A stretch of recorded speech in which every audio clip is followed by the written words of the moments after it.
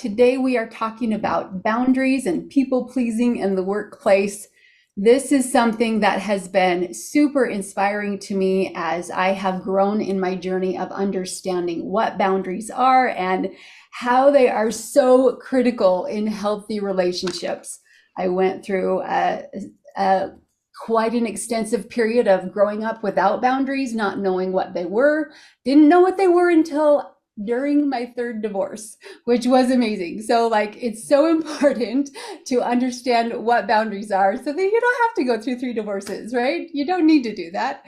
And it's totally possible to build healthy win-win relationships.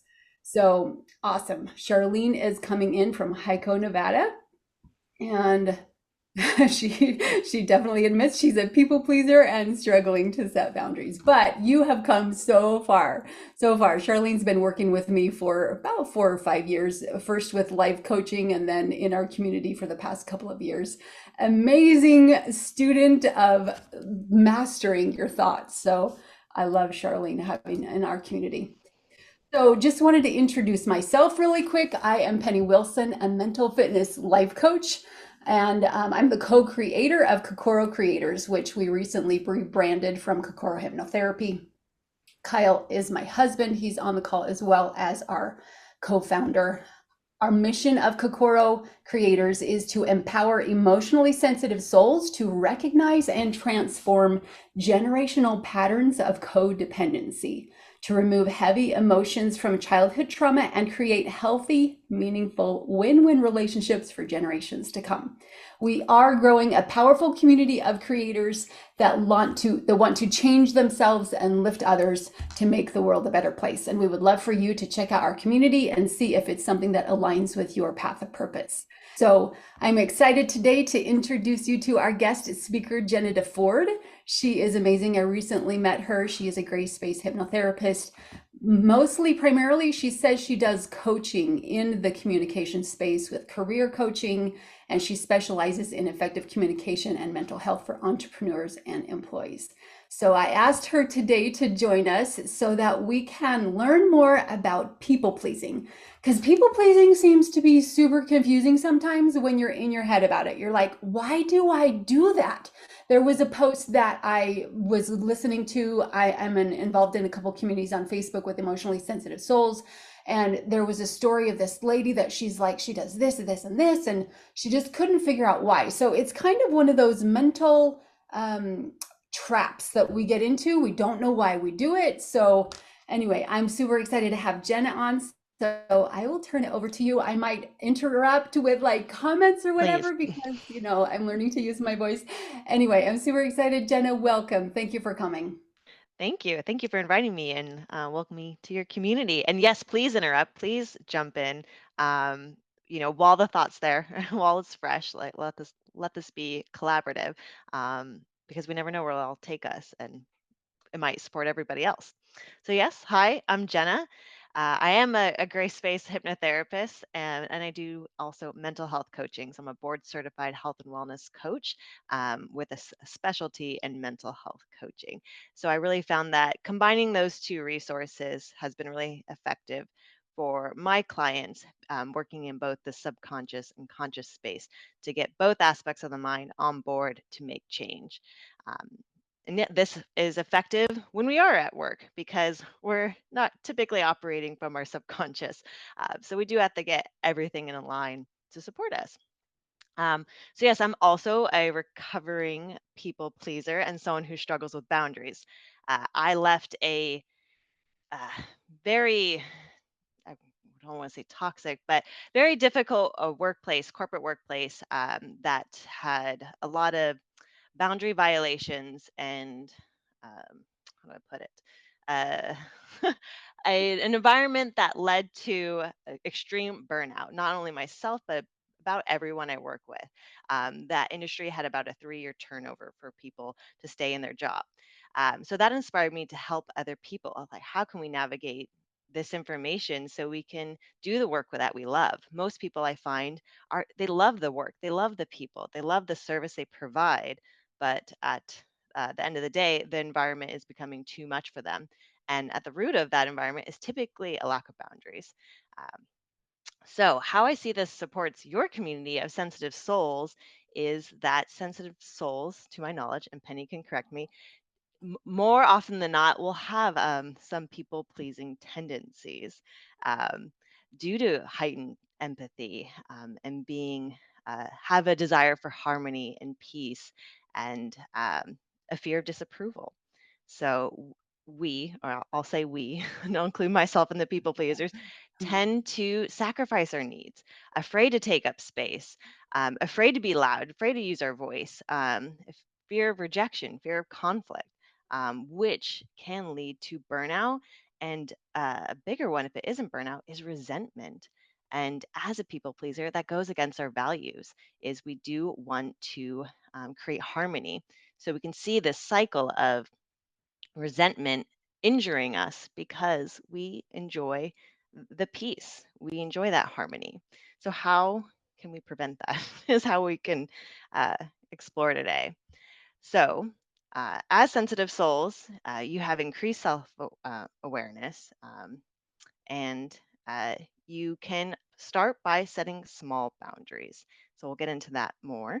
Um, and we can all work towards reframing our boundaries in a positive way because I know what will probably come up is why do we feel so guilty for setting the boundaries?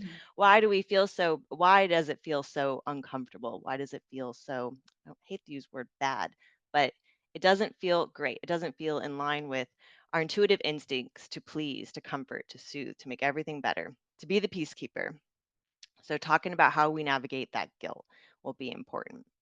Um, so yeah, any questions so far? I know I just went um, on I boundaries. love it. No, I love your application to emotionally sensitive souls because that is absolutely the challenges that we face. All of Mhm. this emotion inside, and especially from past experiences and the fear of facing that conflict. I know that has been huge for me. So, Mhm. yeah, thank you for applying that to emotionally sensitive souls. Yeah, and maybe I'll skip ahead. I have notes because that's just how my mind works. I might skip ahead to the why.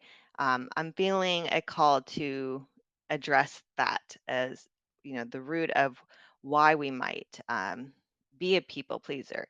And I'll only touch on this because it is a mini masterclass, and this is something you might want to explore if you haven't already with Penny, with a certified provider or a licensed professional to really find out what your reason is. This is a general broad brush of what tends to be known for where people pleasing stems from. But if you are coming to this with curiosity and openness, I uh, encourage you to dive deeper into your root and finding where that is to support yourself best.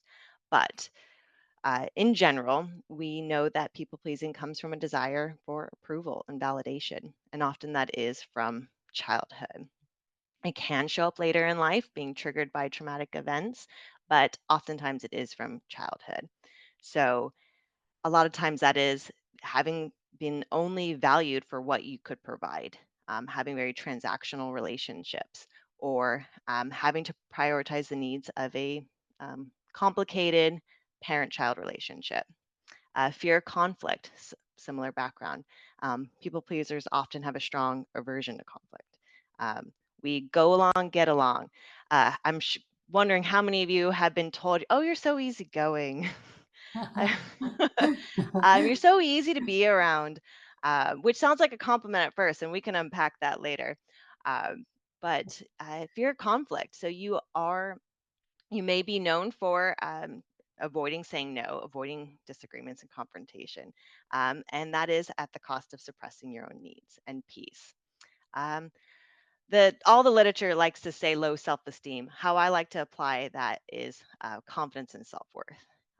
So many of us are coming from a place of low confidence and low self-worth or a sense of worthiness, and that is tied to how much we do to others. We tie our worth into being doers a lot of the times, doing, doing, doing. I have many, many clients where we have an infinite list of things to do, and they really struggle to cut anything when we are trying to set boundaries because they, right, I see a lot of nodding.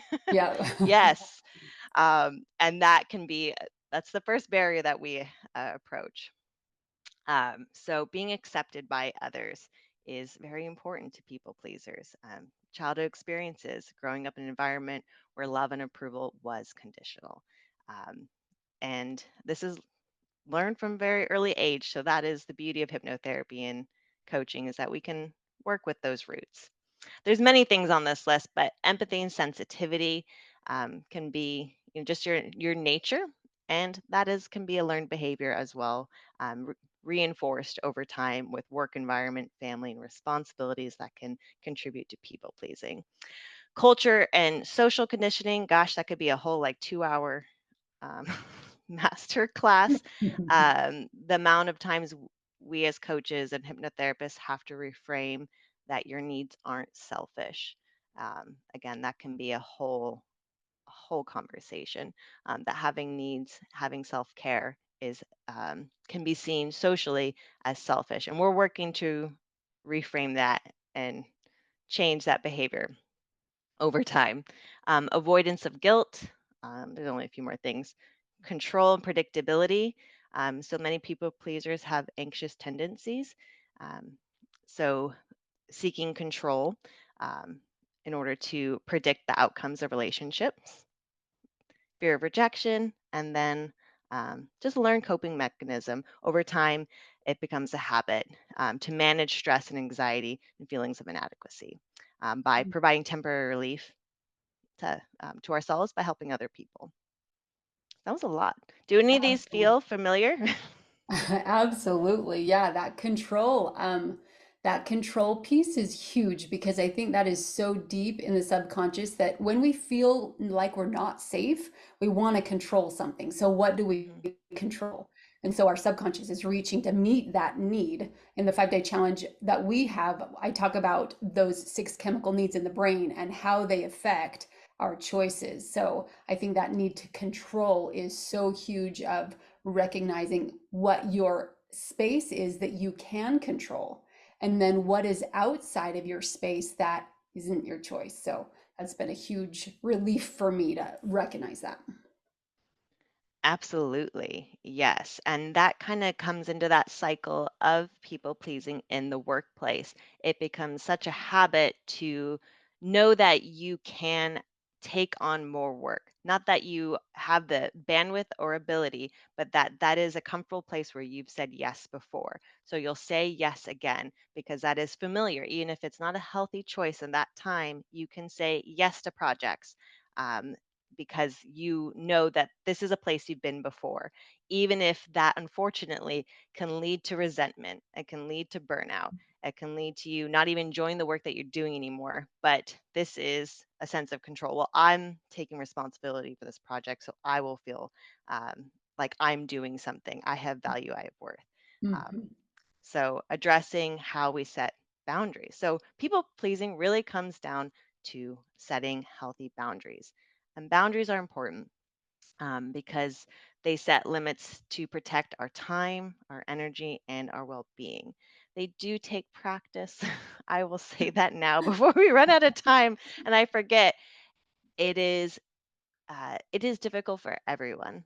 It is not just second nature, especially for those who are sensitive and are eager to please. It is practice. And by working with a coach and hypnotherapist, we can tailor your exposure to build a momentum, confidence with momentum, tiny itty bitty doses to reinforce it and practice it. But it does start with taking action. So, people pleasing. Um, is difficult to navigate, but not impossible. You absolutely can, with practice, begin to set boundaries to protect yourself and to protect your values and your authenticity. Love it. Um, Let me yeah, pause you there one yeah, go second. for it. Can you do some examples about what that would look like? Because you said in the beginning, Mhm. like starting small. What are some small, tiny little boundaries that, first of all, how to recognize those, and then Mhm. how to have the mindset to have the courage to speak out, to say them? Yes. So, first is even understanding that you need them is a huge, huge step. Collecting your feelings is very important. Recognizing, or how do I put this? Taking a pause and listening to what you need can really anchor you back into your body, to why you might be responding this way. So before even setting down a boundary, is going, why am I feeling this way? What is coming up for me? What is the instinct that's pulling on? To try to bring you back into your body before you just are becoming reactive. Because it is sometimes such a quick response, it's hard to set a boundary in the first place because you might be a quick yeser. Yes to this, yes to that, give me more. So slowing down, taking a breath and going, what do I need? And then we work to feeling safe to address it. And this is where I can probably feel people just start to pull back and cringe, where you have to speak it. So verbalizing it. Your coworkers, your bosses are not mind readers. You will have to vocalize it. And this is something I still practice to this day. You have to give voice to your what your need is. Um, and it is weighing whether short-term discomfort, is more feels better than long-term discomfort. Ripping that band-aid off, to put it bluntly, because allowing it the boundary not to be set or voice will only continue to allow injury to yourself and build resentment over time. So quick discomfort or long-term discomfort. So voicing it, and we can go into how you can voice it. But also the second most important thing that many people forget is follow up with action. You can say a boundary. It will be pushed, it can be disregarded. It takes consistent follow up to reinforce those walls. It's not just a boundary you place and it's set and you can walk away. That'd be great. It has to continuously be reinforced. And that is where it does get uncomfortable. And that's why starting small. I would recommend starting with safe people, in your life. So while we are talking about the workplace and dealing with employers, that might be a big step before you can talk to your boss. But practicing with someone, a loved one, with very small steps, small needs. And I'm maybe Penny's nodding as well. So I'm sure she works Yeah, with this. But is it as simple as asking a partner, you know, please take out the trash? It can right? be as Yeah, simple as that. yeah. Practicing your voice in safe places, I as think well. for me, it starts like with recognizing what I want. Like I'll notice something in the kitchen or just examples of things happening. There was a situation with strawberries, and we were buying strawberries, and I requested sliced strawberries versus whole strawberries because when they go in my smoothie, they blend up differently anyway. So the whole strawberries came back, and I didn't say anything to ask why.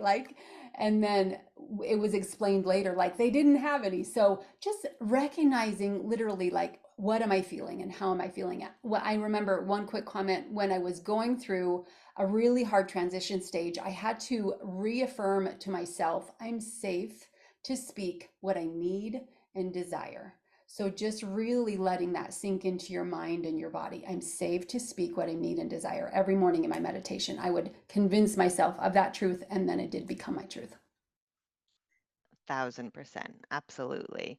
So, outside of finding the feeling, the emotion, voicing it, following up with action, another technique that I can think of, a very specific example, is before that yes comes up, it's bubbling up to say, yes, give me more. I'll take on everything, is to ask a question instead. Hmm. And that sounds interesting, right? Right? Is maintain curiosity because it allows you a chance to pause and regroup before you become reactive and acting out of habit, out of just automatic behavior. So, asking questions, coming from a place of curiosity. For example, I worked with a high profile attorney that was receiving kind of the silent treatment, passive aggressive, from a coworker who was just put, like, someone she's worked with for, gosh, I think 20 years, was all of a sudden just being like, something's off, something feels wrong. And then she's going into, what did I do? What do I need to fix? Do I need to help him with his work? Do I need to take on more? Immediately was into, how can I fix this? becoming a fixer mindset, which isn't always, you can't save everybody. And our people pleaser mind is reaching to save, to fix, to find all the duct tape and the glue, make it better for Mhm. everyone. But that doesn't leave opportunity for you to grow or for that other person. And it doesn't actually create a dialogue of any healing or growth. So what we worked on in that time was, while she was building up this people pleasing and actually kind of getting quite angry near the end of, why is he doing this to me, trying to find justifications, instead of spending this time on this, was being open to ask this individual, this coworker, hey, I've noticed something feels off, are you open to talking about it? Mm. And coming with curiosity to leave them space to explain their side of the story. And we can go through anticipating the worst or anticipating the best, but opening up the space to get more answers, get more details before we dive headfirst into a ton of work and a ton of self sacrificing to patch something up we don't even have the full details on. So, opening up to questions and curiosity can open up a lot of growth. And this can apply to family, since I'm sure a lot of people in here have family members as well. When you have that big bubble up of people pleasing, ask questions. It can give you time to collect yourself and find out what you need and get to more answers and more details for yourself. I Um, love it. People pleasing, mhm, like it's the asking questions and the curiosity. It's so powerful.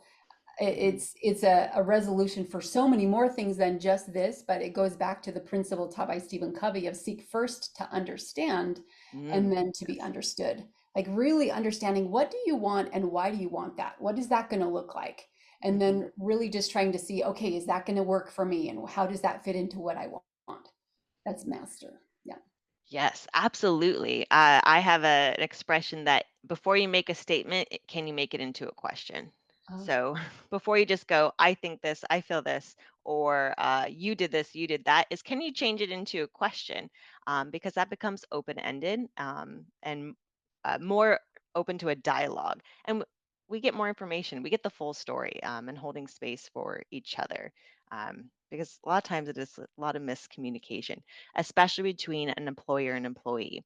So if you're being asked something from a superior, ask questions back. This applies to these types of situations in the workplace as well. Before taking on more work, more projects, saying yes, ask questions back, get more clarity. It can give you time to show that you're really considering what they're proposing. So you can still check that box, you're a good employee, but you're still taking the time to sit back into your body and answer from a place of more calm confidence with more information. So maintaining curiosity is my big one. I love it. That's amazing. Yeah. Huge. Can you Also, guys see how you can apply that? Do you have any questions on how that would work for you in your circumstances? And there's any phases of conflict and moments of those people, the person asking you instead of giving that automatic yes, finding a way to ask that question of, okay, what do you want more? Like to imagine it in your mind and to see what they want. and to even expand on that, if you're not quite ready to ask questions, if like many of us, you might freeze up, um, or you might be having an anxious response, is to mirror. And if there's anybody here with I don't know, a therapeutic background, maybe Giselle with some hypnotherapy background, is to paraphrase back to people what they're saying. You don't have to say word for word, but it's quite interesting, and I challenge you to do this with a safe loved one that you can, is to repeat back something to them in their own words, so you can see if they add on it. Because 9 out of 10 times, someone will hear what they heard from your mouth or what you said, and start to actually add more to it, because there was misinterpretation, even though you're saying the exact words back to them. Hopefully that's making sense. Yeah, So more people are going to add to that, and it also gives you time to reflect and gain some clarity, is by saying it back to them. They're more likely to keep expanding on it and becoming more and more open minded versus building up walls. So, absolutely. It also meets that need for them to feel understood because that's like oxygen, especially in a conflict.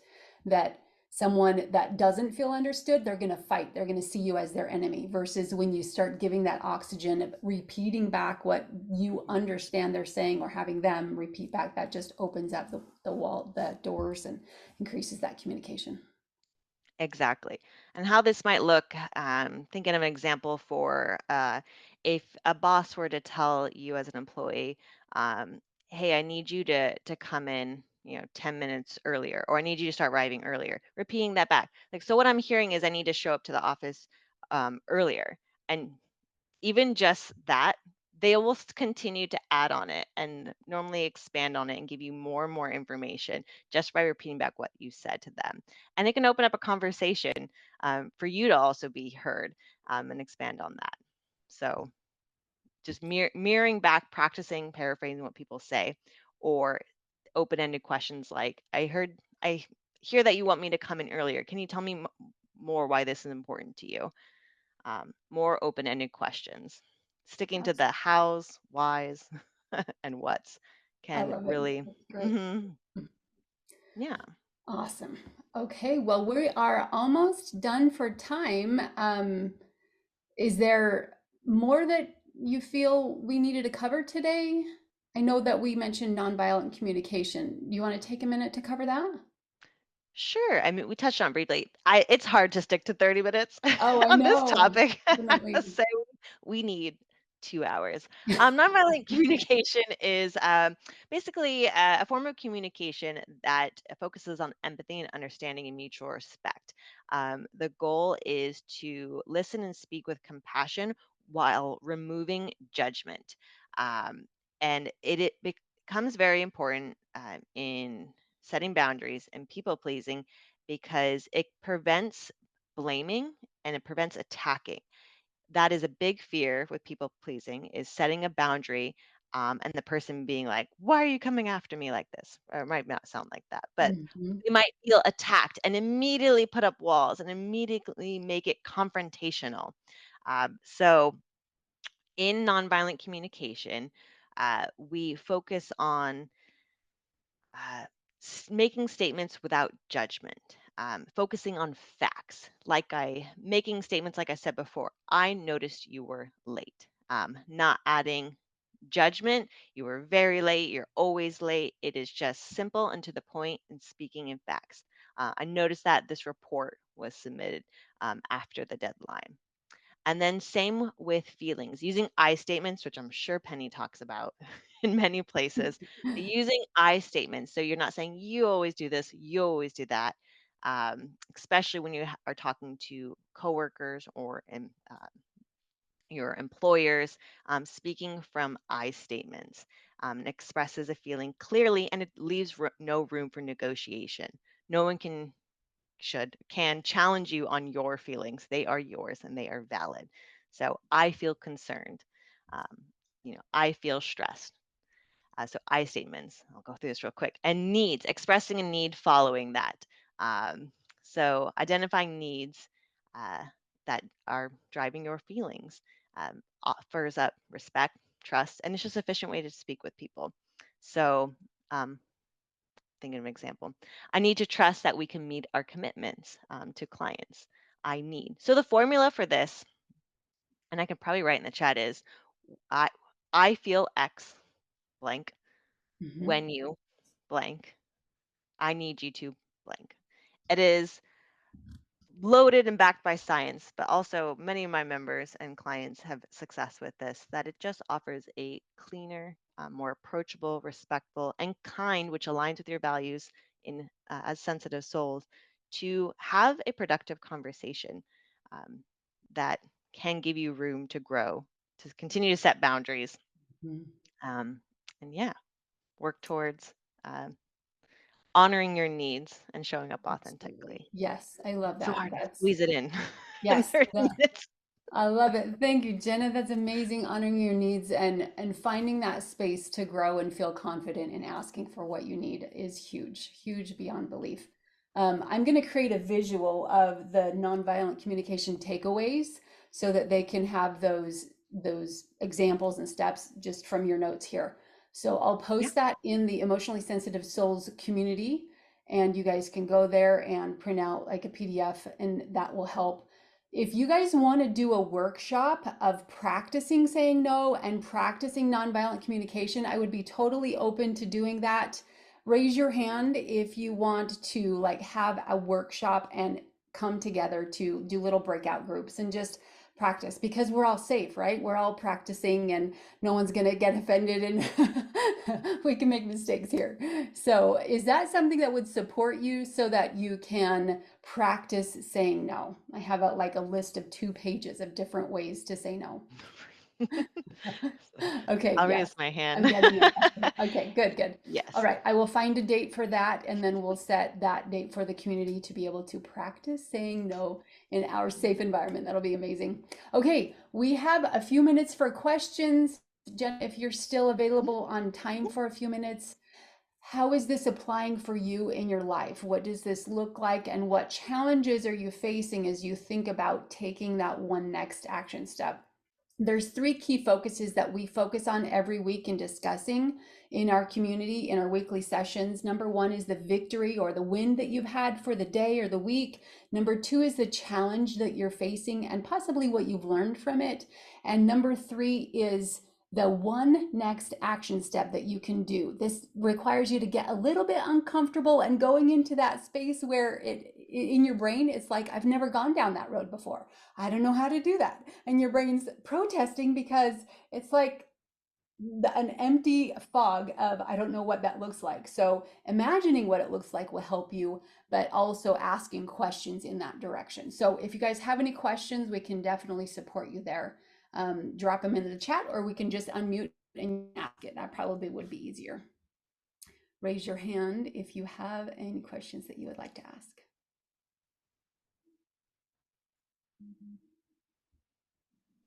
Nothing's coming to mind. Okay, all right, you're awesome. You're welcome to email any questions to me, and we can always answer you in support. But it's been amazing being with you today. Thank you for your participation. Jenna, again, thank you for joining us. Can you share how people can find you and what you do with your personal services? Yes, you can find me on Instagram at jenna.deford or jennadeford.com. I do specialize working with women. Specifically, but if there's a direct referral, I will work with men. I typically work with entrepreneurs and small business owners, navigating dealing with clients because they are one-stop shop. They are employee, they are boss, they wear many caps. So I help ambitious women navigate those roles. But these do apply to those just working in a typical, not typical job, working in any job can be applied to it as well. So those skills that are effective for entrepreneurs can help you advocate in any role that you have. But yeah, helping you overcome overwhelm, prevent burnout, imposter syndrome, and to build self-confidence in confrontation. So those are Absolutely my amazing, in the which nutshell. actually means getting what you want out of life and creating more joy. So Yes. that's what we want for you, is to be able to create more joy in your life and have those relationships that are fulfilling. And whereas Jenna does the one-on-one coaching, I do some one-on-one coaching, but our main focus is to focus on group coaching. So we make hypnotherapy affordable through group coaching. You can learn more about that at howtoownyournmind.com. It'll give you an overview of our programs, and you can check out our free 5-day challenge we are doing every couple weeks for the next couple months. So great connecting with all of you today. Thank you for joining us. And I'll set that date. I'll post it in the Emotionally Sensitive Souls Facebook group when we're going to have that next How to Practice Saying No. So you guys have been amazing. Thank you so much. Thank you again, Jenna. You guys have an awesome, beautiful day. Thanks. Thank you so much, Thank both you. of Okay, you. see you. Bye-bye. Bye.